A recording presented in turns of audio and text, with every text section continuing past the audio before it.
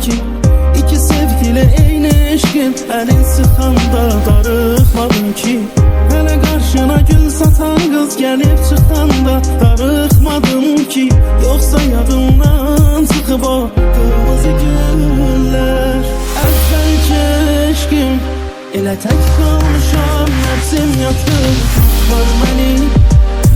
Mənim ancaq sənə hər kim çatır Qurtar məni geri qaytar məni Əvvəlki eşkim belə səndən ki olmasın Çox yorgunam Axı bir vaxt deyərdin mən sənin tək dostunam İtiraflar məni O mənim bir zaman tutdu əlimdən Alovdan qurtardı, oddan çıxartdı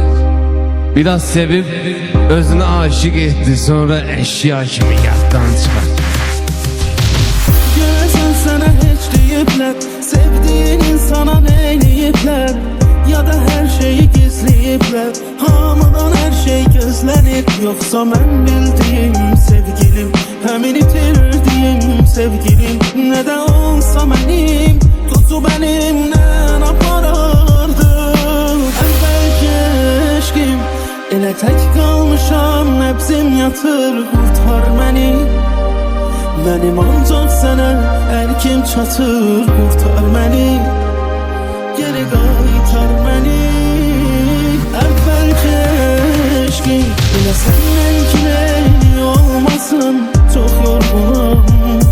Axı bir vaxt deyərdin mən sənin tək dostunam